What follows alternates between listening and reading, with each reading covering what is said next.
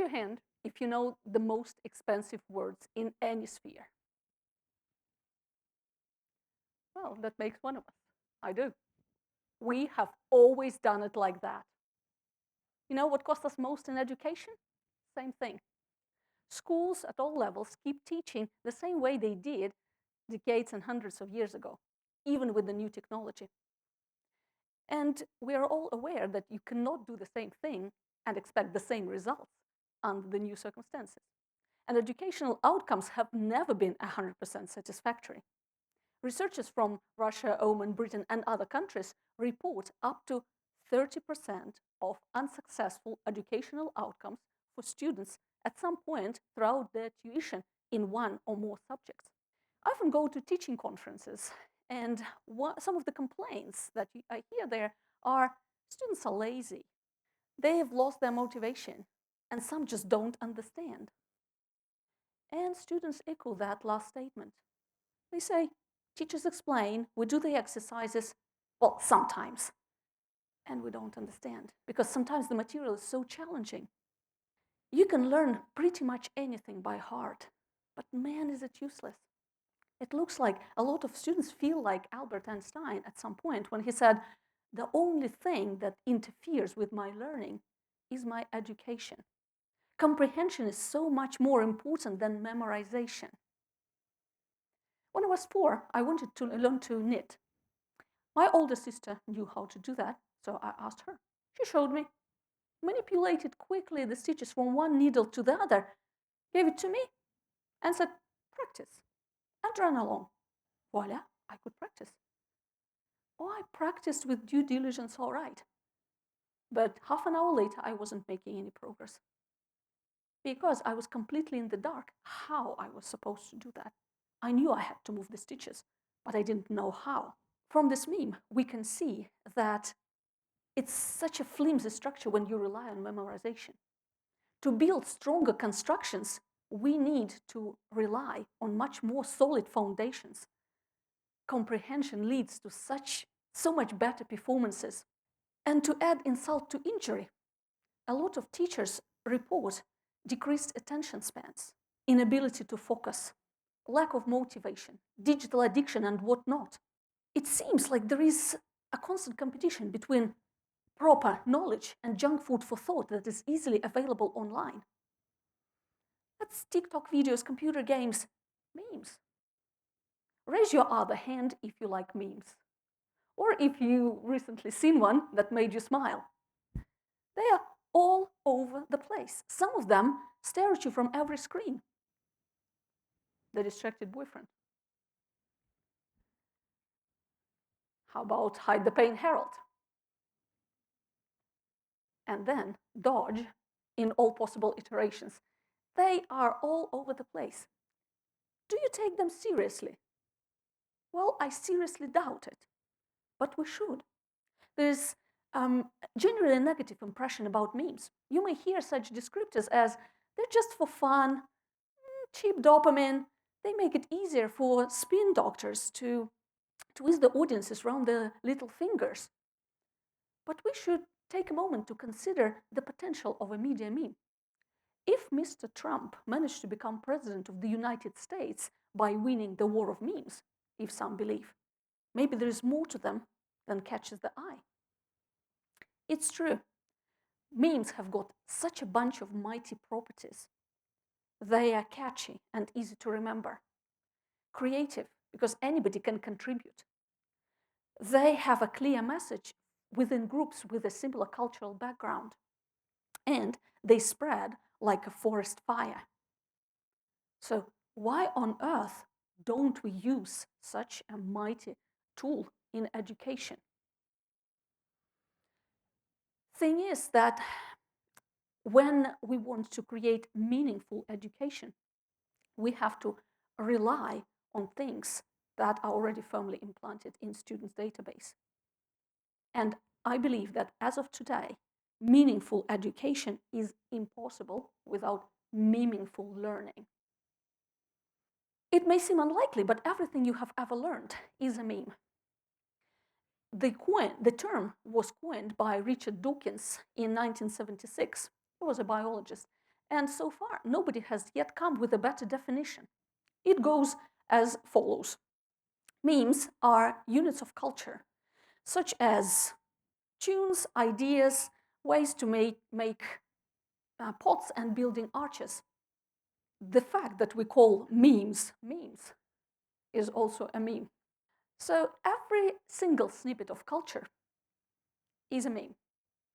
In my opinion, they are all made of at least 3 components. But mind you that a meme is not identical to a media meme. It's not always just a picture with text. It is usually something bigger than that. Pieces of our culture code that may be symbols or traditions or rules and so on. Like I said, they are made of at least 3 components, usually more. There is the definition with the concept, there is the name and sometimes a code name, sometimes it's a symbol, and the physical embodiment. Let me give you an example. Chemically speaking, water is H2O, which is its formula. There's also the definition. It's colorless, transparent, odorless liquid that forms the oceans, the seas, rain, and is the basis of all bodily fluids in living organisms. And there is, of course, water as we know it, this liquid that we wash and drink and splash with. What happens if you don't know the definition from Oxford Languages? You will be fine, because you have still got the concept. You may have your own definition. What happens if you do not know the formula? In your everyday life, you will also probably be fine. But if you are in the middle of a desert on a hot day, it may be a matter of life and death. Of course, it is not always as dramatic as the situation with the desert. You will be fine if you don't know some components in the meme. For example, this is the case with grammar rules in your mother tongue. Who cares if money is plural or singular if you know that it makes the world go round? So all of our whole background is made up of all of those little pieces of culture. And we may learn practically anything. If you remember the meme tower, you will realize that a name and the formula may not be all. Sometimes what you need is a little click that will help you understand the message behind it. I know people who confess that when they were children, they learned multiplication tables by heart. I'm sure all of you did. And as adults, they confess that they didn't know what they were for years after that. I can't emphasize enough the power of presentation, because a picture is worth 1,000 words. We have to rely on pieces of information, on analogies that are already firmly implanted in the student's database. And then we will be able to create more meaningful education, because people will have fun studying. If the picture and the text are funny, it's much easier to remember them. Learning is much more productive when you are enjoying the process because of dopamine. I'm a mother of 2, meet Nick and Danny. And as you may know, mothers always face a lot of issues at school that were not explained properly. And whenever I know the concept, I will be able to come up with an analogy that will make it clear. And ta-da, they don't have a problem with that. Let me give you an example with Nick, the young one, fractions and the pizza. Well, he didn't understand the concept of fractions at school. What I did was order a pizza and cut specifically not to cut it. I asked him when it arrived how many pieces there were. Well, 1, obviously. And I asked him how many pieces we could have each. And that was a little more challenging because there were no pieces. Then I cut it in 3 equal parts. The best I could do because, well, I could see that they were doing some math to see which slice was bigger. And then I asked how many pieces he could have now. Well, 1, because there were 3 of them. And I could see that light was starting to shine in his eye. I said, so you see, it's 1 and 3, and it's 1/3. And then I asked whether he wanted it slide still further. He did. That was 9 9ths and 3 9ths each. And believe it or not, there was no more problem with fractions. After that, I just have to say, just like that pizza. The definition, a numerical quantity that is not a whole number, did not work. But a pizza did. Let me give you another example. That is a physics meme. Raise your hand if you really understand what an ohm is. I was hoping for some hands, but looked like it makes all of us. My father is an electrician, so you would just assume that I know everything about electrical currents and all. Well, I didn't until I saw this meme. And now, for those of us who never even learned it in the first place, it will be much harder to forget that an ohm is a unit of electrical resistance. And there are millions of educational memes online. And some of them depict really funny characters that we all know. For example, I wonder if you are a fan of the Game of Thrones and remember the photograph with Daenerys with those beautiful curls that look exactly like RNA and DNA. Or maybe you have seen the meme with SpongeBob that explains radiation. If we do not make the number of educational memes larger, if school does not take the job, pranksters will. And you will know what a square root looks like.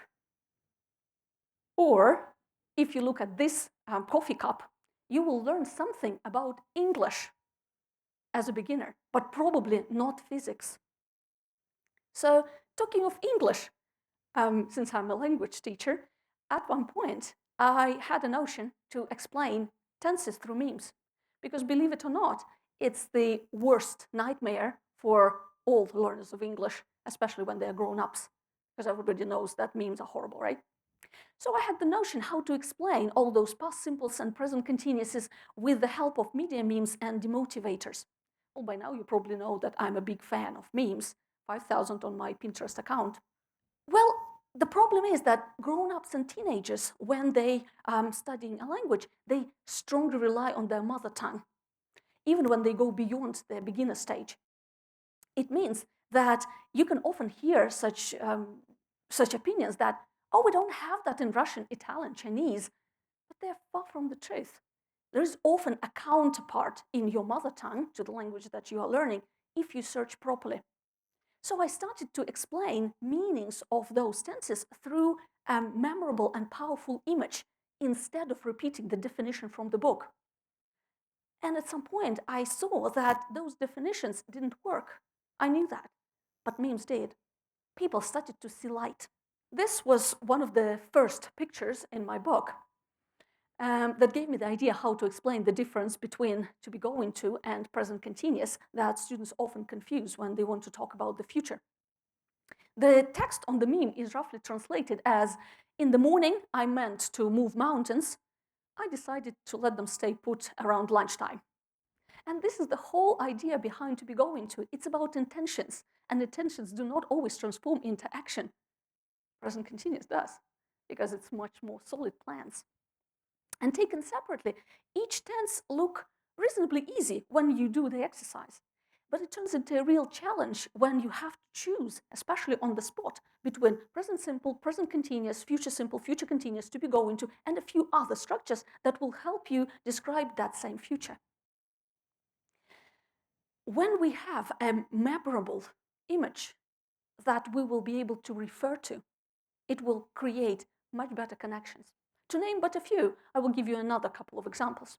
For example, I use Terminator's "I'll be back" to trigger the students' memory for a future simple when they need a promise or a threat. Or, as one colleague prompted me from the same Game of Thrones, "Winter is coming." Well, all of them create a much more memorable trigger. And as a result, we find it much easier to build the tower of understanding and, as a result, fluency. And it's all right if in the early stages you make mistakes, because your teacher is there to gently remind you, oh, it's like that lady on the sofa. Or it's Terminator's "I'll be back." Or it's like that pizza. All students are dreaming of a magic wand. This miraculous transformation of a classroom into engaging experiences. What educators have to do is reimagine memes and reconsider the concept of memes being just there for entertainment. And what I suggest is a shift to make education more focused on students' needs and enjoyment, because studying is so much more fun and easier with dopamine than cortisol. I'm sure that we can change the classrooms into creative workshops where students will have a chance to creatively contribute to their education. What I'm trying to say, and my idea worth sharing, is that we should learn from media memes to be better teachers. Because if a child cannot learn the way we teach, we should teach the way a child should learn. Thank you.